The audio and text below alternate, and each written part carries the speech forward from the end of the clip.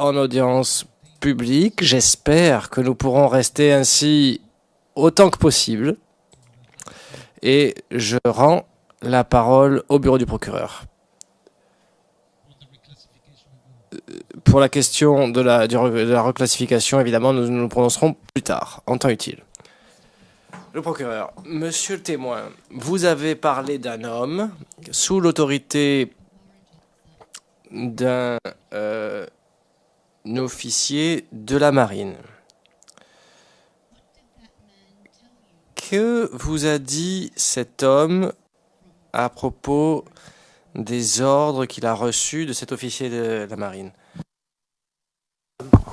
I'm sorry.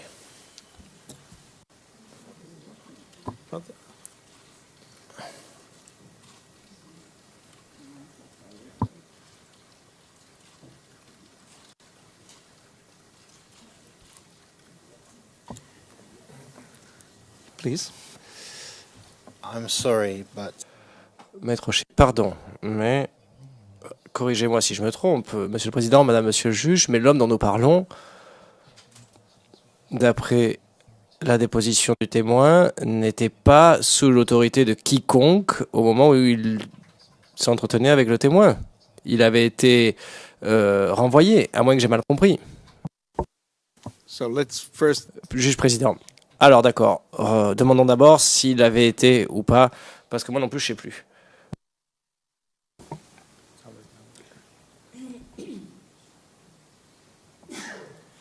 Le procureur. Monsieur le Président, pardonnez-moi, je reviens un petit peu sur le texte. Oui, version anglaise, page 61, ligne 13.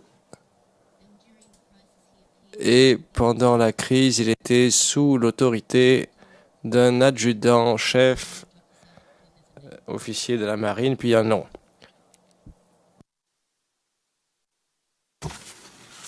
The formulation was drawing on. Donc voilà, ça vient de l'information.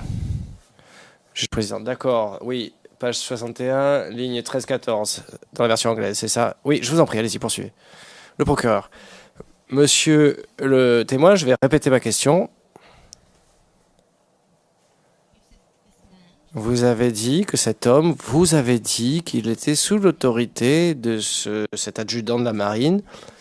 Que vous a dit cet homme sur des ordres qui provenaient de l'adjudant? Ben, quelquefois, quand il venait, il dit, on a eu enlevé telle ou telle personnalité, et que on les a éliminés, qu'on allait déposer le corps en pleine mer. Bon, c'est lui qui vient nous dire. À chaque fois quand il vient, il a toujours quelque chose à nous dire. En tel enseigne que, en tout cas, il faisait peur, ce monsieur, ce jeune-là. Mais il faut dire que c'est... Je ne sais pas s'il prend la drogue. Mais il est bien bâti et puis chose. Donc chaque fois qu'il quitte, il rentre au quartier avec sa voiture, machin, un gars vient, dis donc, voilà ce que nous avons fait, on a enlevé tel blanc, machin, tout bon. C'est des choses on a eu sincèrement peur. Mais est-ce que c'est vrai tout ce qu'il nous disait? C'est la question que moi je me pose.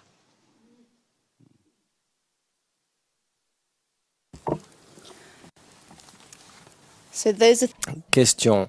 Donc voici les choses dont il vous a dit qu'il avait fait, c'est ça?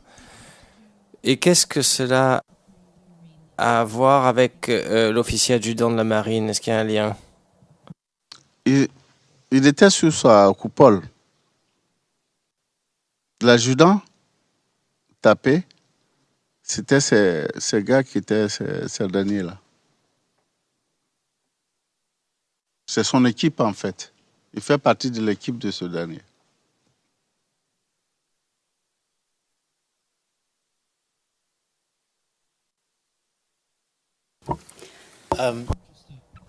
Maître Rocher, Pardonnez-moi, peut-être simplement pour expliquer ma confusion. Le mot utilisé par le témoin, c'était coupon. Et on a parlé d'autorité dans la transcription. Je ne suis pas certain que la signification soit la même. Et c'est un point assez important parce que nous savons de la déposition du témoin que cet homme a été renvoyé et nous avons ici l'expression autorité. Mais évidemment, le mot français, c'était coupon. Donc, je ne sais pas, peut-être que parapluie ou égide serait une meilleure traduction. Monsieur le Président, je souscris Maître Andry? Je souscris entièrement à l'objection ou à la réserve faite par Maître Hocher. Justement, j'étais en train de rechercher la correspondance de ce transcript en français et je ne retrouvais pas du tout la même expression d'autorité en français. Parce que ce mot n'a pas été prononcé par le témoin. Thank you, Maître Andry. Président, merci. Maître, le procureur. Eh bien, Monsieur le Président, le sujet est ainsi clos. S'il y a un point de traduction à voir, on peut formuler une requête. Et si les parties ne sont pas d'accord, alors on peut voir cela ultérieurement. Le Président, oui, non seulement il y a la question soulevée par les avocats de la défense, mais il y a aussi la transcription. Donc on va regarder cela et voir la divergence potentielle qu'il peut y avoir. Maître Hocher, Monsieur le Président, je pense que lorsqu'il y a quelque chose d'aussi essentiel que cela, il faut en parler immédiatement.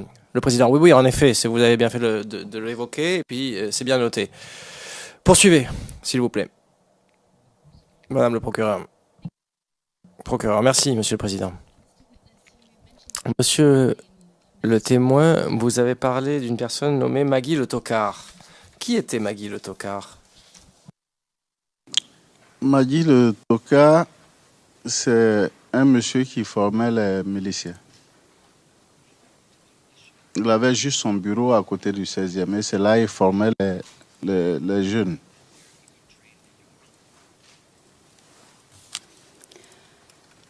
Question. Depuis combien de temps connaissiez-vous Maggie Le Tocard à l'époque de la crise post-électorale? Ça faisait combien de temps que vous le connaissiez? Bon, 3 ans avant. 3 ans avant la crise. Puisqu'il formait les jeunes. Il formait les jeunes pour être prêts à aller au service militaire.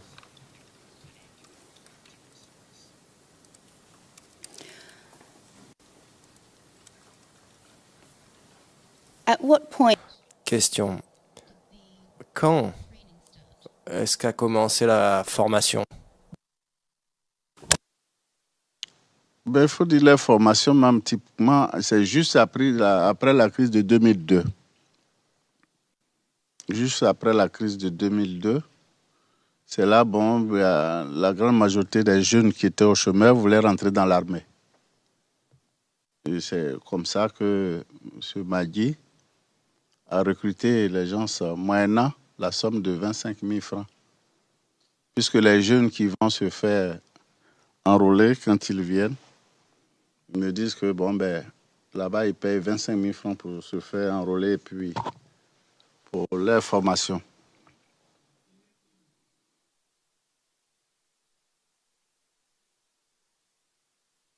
Question.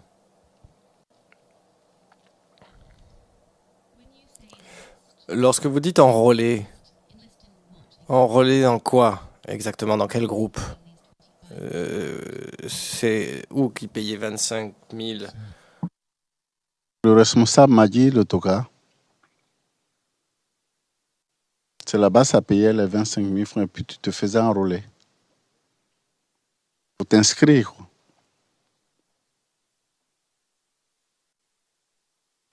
Question. Enrôler dans le groupe de Magui Le Tocard, c'est ça que vous dites?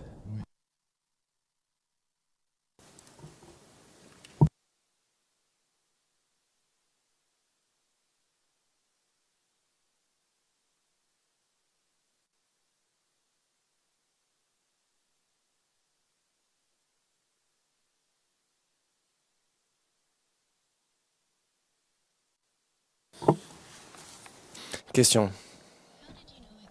Comment saviez-vous précisément que Maggie Le Tocard était à la tête de cette milice? Mais il avait son bureau juste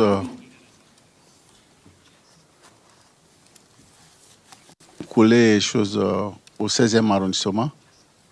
Et la formation des jeunes également. Il y avait un espace nu, grand espace. Donc c'est là qu'ils faisaient les entraînements et que nous-mêmes, quelquefois, on partait assister. C'est une formation, une vraie formation militaire.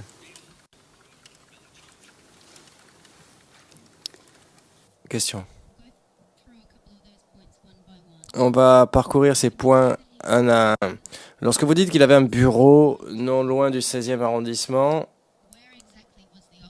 où se trouvait précisément le bureau par rapport au commissariat, à ce commissariat?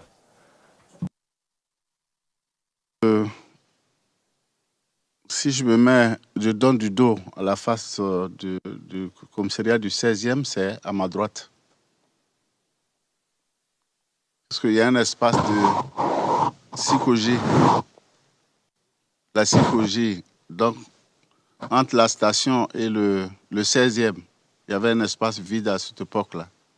Donc c'est là qu'il s'entraînait.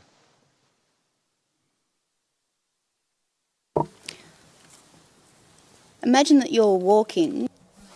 Question. Imaginons que vous sortez à pied du commissariat du 16e arrondissement. Combien de temps faudrait-il pour arriver jusqu'au bureau de Maggie Le Tocard en marchant? 2 à 3 minutes.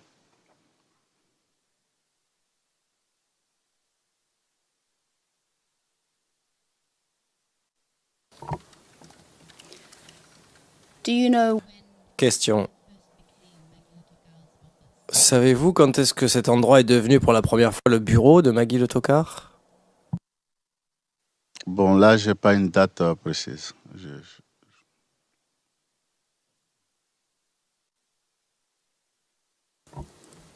Question. Savez-vous s'il y avait d'autres groupes miliciens à Yopougon, en plus de celui de Maggie Le Tocard? Il y avait d'autres, mais ils étaient de l'autre côté, vers Niangon.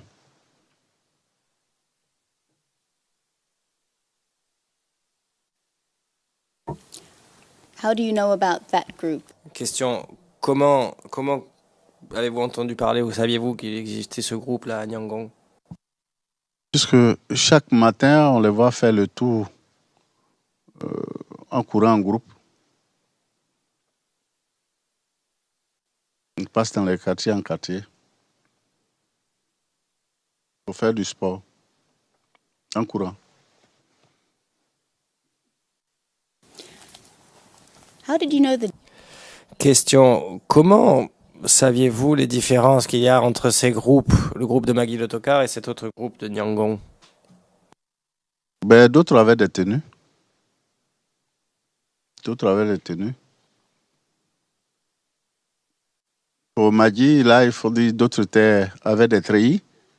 D'autres aussi avaient les pantalons. D'autres n'avaient pas de tenue du haut. D'autres avaient les tenues du haut. D'autres n'avaient pas de choses. Mais sinon, dans l'ensemble, ils avaient des tenues de sport.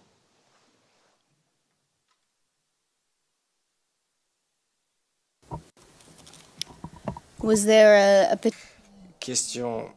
Y avait-il un uniforme particulier ou une manière de s'habiller qui différenciait d'un groupe de l'autre? Non, pas tout à fait, pas tout le monde. Ouais. Il y a d'autres qui couraient avec leur propre tenue, d'autres groupes. Il y avait d'autres aussi qui avaient des tenues. Des tenues de sport. C'est-à-dire t-shirt avec le bas. Même couleur.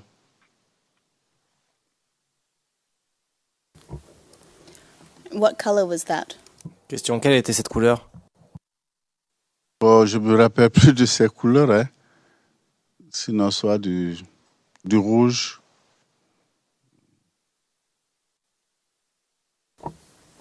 And Question. Et le groupe de Maggie Le Tocard en particulier, vous vous souvenez comment ils étaient habillés?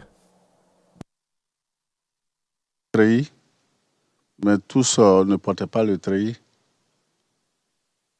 Il y avait les pantalons, d'autres avaient les pantalons, et puis d'autres avaient les t-shirts, d'autres avaient les blousons du treillis. C'était différent.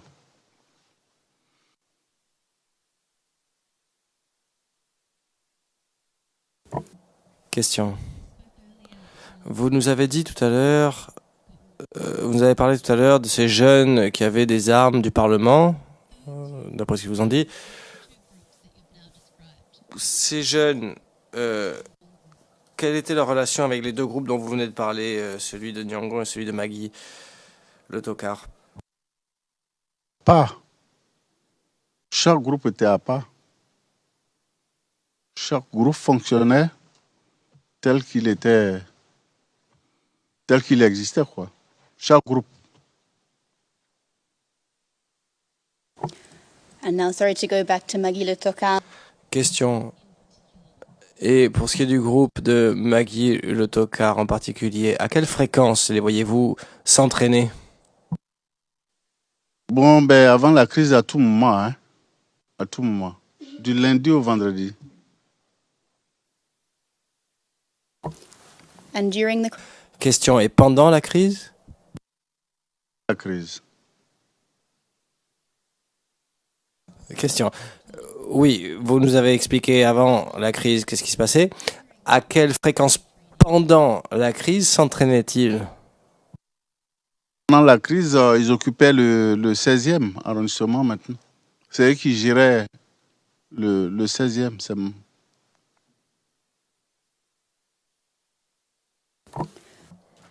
Question. Vous les avez vus vous-même en train de s'entraîner? and besides Question. Et au-delà du 16e, du commissariat du 16e arrondissement et de cette zone, est-ce que vous les voyez se former ailleurs ou s'entraîner ailleurs? Ils faisaient des patrouilles.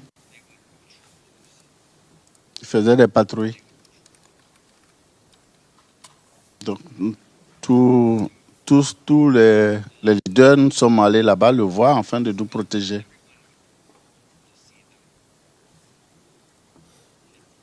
Les leaders de Doucouré comme les leaders de Yaoséi.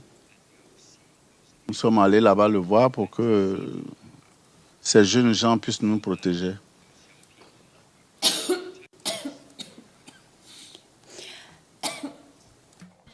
Question. Et lorsque vous voyez ces jeunes s'entraîner, est-ce que vous les avez vus être filmés par quiconque?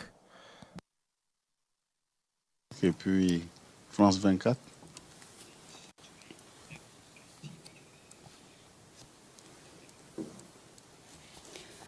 Question. Que faisait-il concrètement lorsqu'il s'entraînait?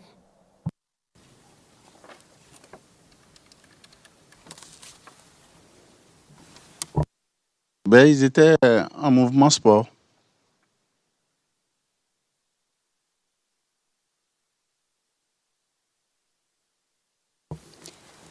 did you ever see Question. Vous les avez vus porter des armes quelquefois? Question. Quelles armes?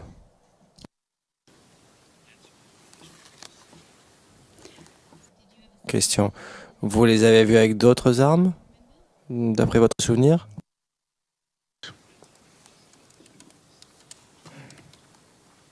if I Question. Puis-je rafraîchir votre mémoire? Paragraphe 88 de votre déclaration.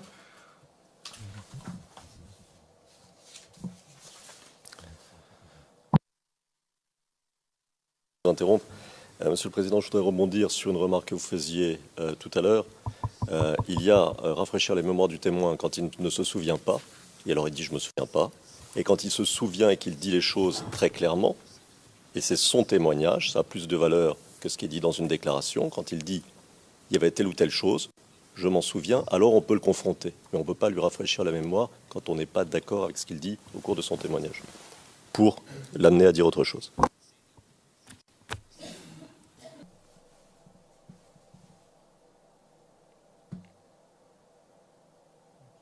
Juge président, ça fait plusieurs mois que j'essaye de le dire. Il y a une différence entre rafraîchir la mémoire et confronter la personne à une déclaration contradictoire. Donc, je vais demander au parti de bien vouloir utiliser les termes les plus opportuns, parce que, évidemment, ça a un impact sur l'évaluation du témoignage. Pas tout n'est un rafraîchissement de mémoire. Le procureur.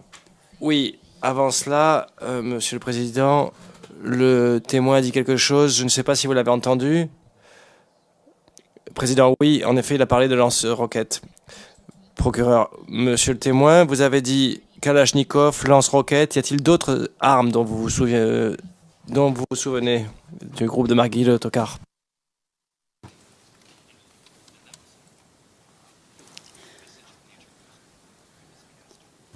Yes. Juge président, on n'a pas très bien compris une partie de votre réponse, quelque chose avec 16. Les interprètes n'ont pas tout compris. Est-ce que vous pouvez répéter, s'il vous plaît?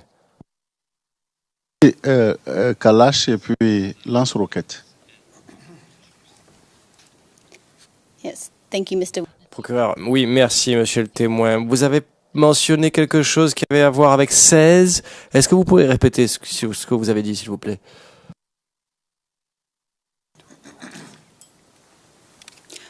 I believe you might have said in French. Peut-être que vous l'avez dit en français. Vous avez dit c'est tout en français? C'est ça que vous avez dit? Procureur, d'accord, merci. Que faisaient ces jeunes avec les armes lorsque vous les avez vus?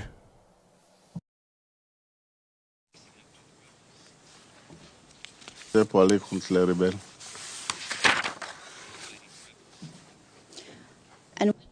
Question, et ça c'était quand? Juste quand la crise a déclenché.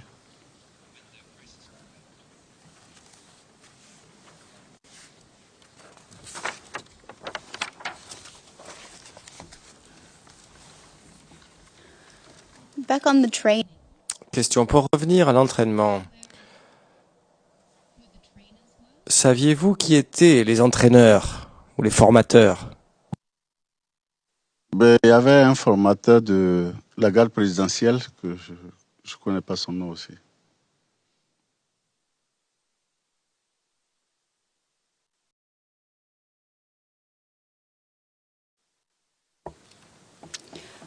What makes you say that he Question, qu'est-ce qui vous fait dire qu'il faisait partie de la garde présidentielle?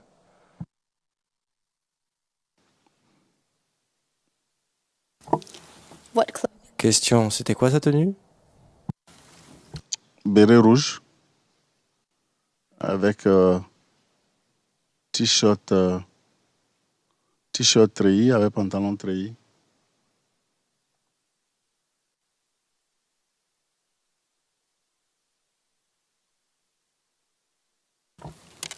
Question. Savez-vous combien de jeunes composaient le groupe de Magui Le Tokar? Ben là, j'ai pas. En tout cas, ils étaient nombreux.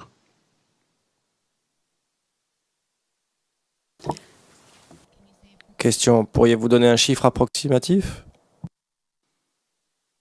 Ben, à peu près autour de 400. 400 plus.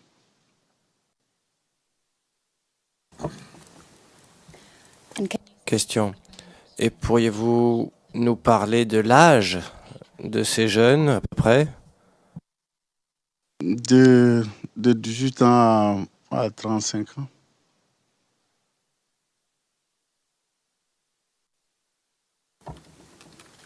Question.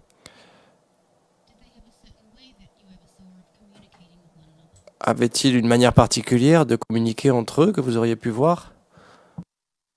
Ben, ils avaient des codes. Ils avaient des codes comme dans l'armée.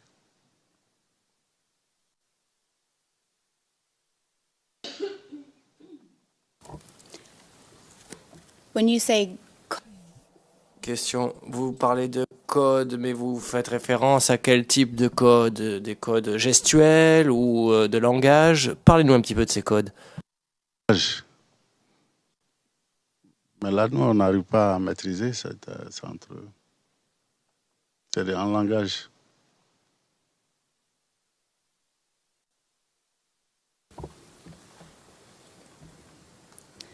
Question. Monsieur le témoin, vous avez mentionné précédemment le moment aux alentours de la mort de Monsieur Moumouli, le groupe de Magui Le Tocard s'est installé au commissariat du 16e arrondissement. Lorsque vous dites qu'ils se sont installés là-bas, est-ce que vous parlez de leur bureau, dont vous avez dit à l'instant qu'il était à quelques minutes de marche, ou est-ce que vous parlez d'autre chose? Juste quand la crise a démarré, la police a libéré le 16e. Ils étaient tous partis. Et c'est comme ça que Magui a occupé le commissariat du 16e arrondissement.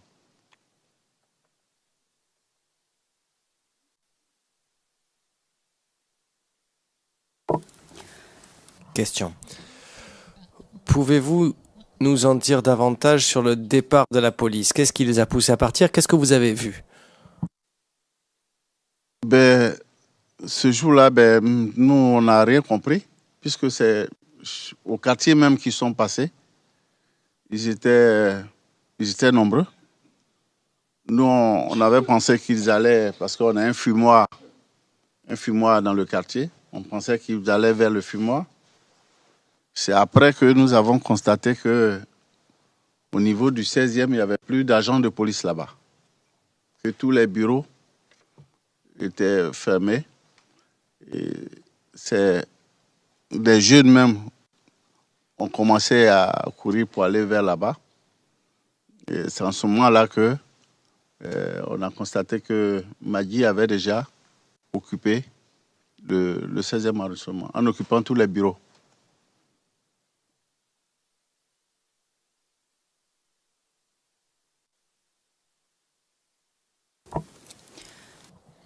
Question.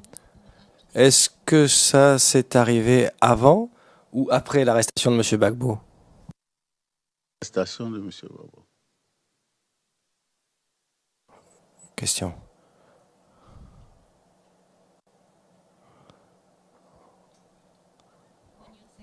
Lorsque vous dites qu'ils occupaient le commissariat, est-ce que vous pouvez nous expliquer ce que vous avez vu concrètement lorsque vous dites occuper? Je dis bien occupé puisque c'est comme si c'était lui avec sa milice qui remplaçait les policiers. Donc c'est comme ça que nous on allait vers lui. Il nous recevait dans le bureau du commissaire même Traoré c'est là-bas, il nous recevait avec ses troupes étaient de part et d'autre. Voilà. Nous allons vers lui pour lui plaider afin qu'il puisse veiller sur nous, il puisse nous apporter leur protection. Puisque bien avant ça, le jour la mort de Moumouni a été, lorsqu'ils ont tué Moumouni au Parlement, le lendemain, il y a eu attaque à la mosquée de Doucouré, où il y a eu 8 morts.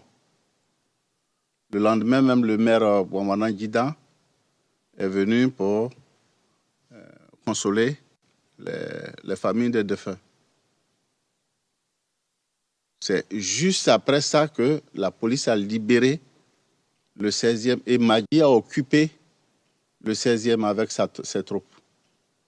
C'est comme ça, les chefs de Doucouré et les chefs de Yaoséi, nous sommes rendus là-bas pour nous confier à lui et son groupe. Et il avait promis de veiller sur nous, mais malheureusement, le pire est arrivé à chaque fois. Le pire est arrivé à chaque fois. C'est-à-dire parmi on l'attrapait et puis on les tuait. des gens avec qui nous avons vécu pendant des années.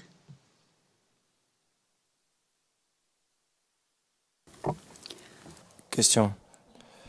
Vous avez dit nous sommes allés au commissariat pour rencontrer Maggie Le Tocard. Est-ce que ça vous inclut? Est-ce que vous êtes allé personnellement là-bas pour rencontrer Maggie Le Tocard pendant la période qu'a suivi le meurtre de M. Moumouni? Le collectif des chefs de mon quartier, le collectif des chefs de l'autre quartier.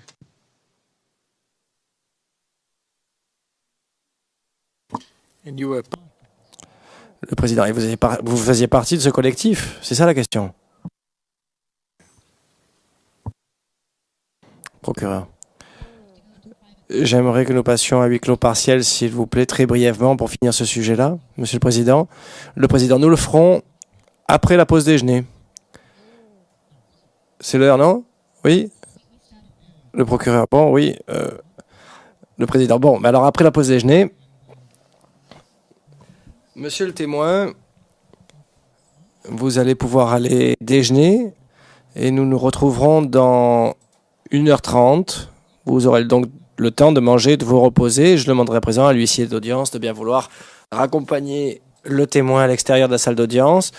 Alors, je sais exactement ce que vous allez demander. J'anticipe, donc. Pourriez-vous, s'il vous plaît, faire sortir le témoin? Merci.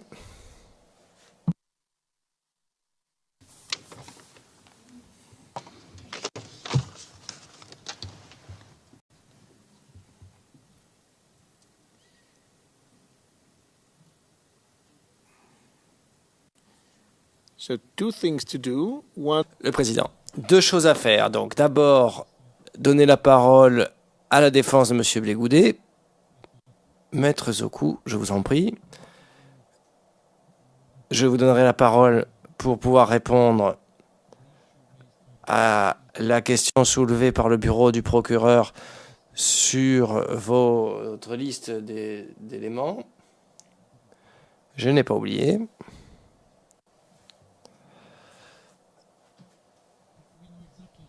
On sait exactement quel est le problème, donc s'il vous plaît, concentrez-vous sur l'essentiel. Président, your observations. je vais me concentrer sur l'essentiel, je vais être très, très rapide. Effectivement, la demande du procureur que vous connaissez, que nous connaissons, ne nous paraît pas fondée en l'espèce, parce que nous nous référons simplement aux règles de conduite du procès, et notamment à la norme 35, qui dit ceci: la partie qui n'a pas cité le témoin à comparaître et le représentant légal des victimes procèdent à la notification des pièces qu'ils entendent utiliser lors de leur interrogatoire aussitôt que possible et au plus tard 24 heures avant la date prévue pour leur interrogatoire. À aucun moment il n'est fait cas ou état de l'obligation qui pèserait sur nous de fournir les passages relatifs au transcript.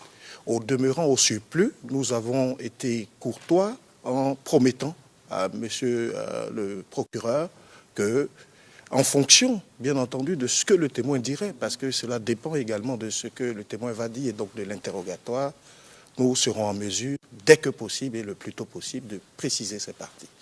Je vous remercie.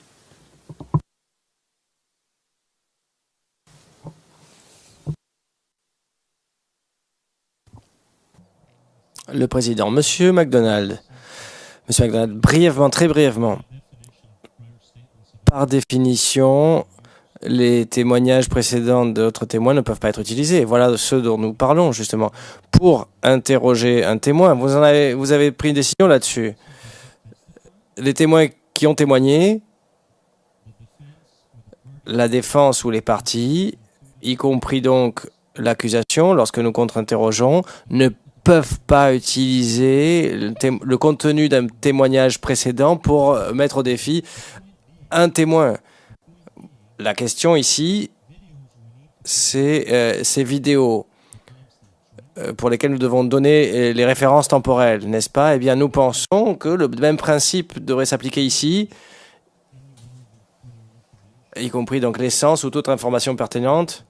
Si vous regardez votre directive du mois de mai, telle que modifiée, l'objet est d'aider les autres parties. Pour que lorsque mon collègue souhaitera le faire, nous n'intervenions pas en disant voilà, nous avons besoin maintenant de 5 minutes de pause pour pouvoir lire cette partie. Si nous le savons en amont, nous pouvons nous préparer de manière adéquate.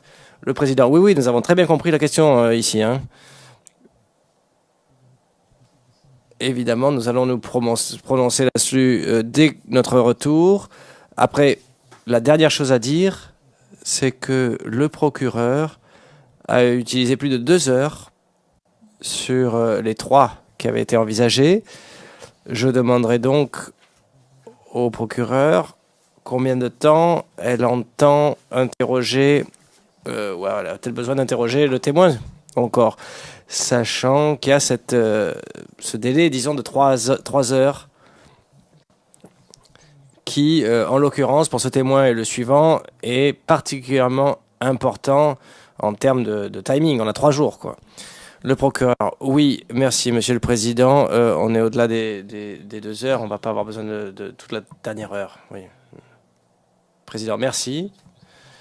Donc, la défense de Monsieur Gbagbo va commencer immédiatement pour avoir plus ou moins 1 heure ensuite dans cet après-midi. Avec la défense de Charles Blé Goudet, c'est cette dernière qui commencera et nous suivrons le mouvement ensuite.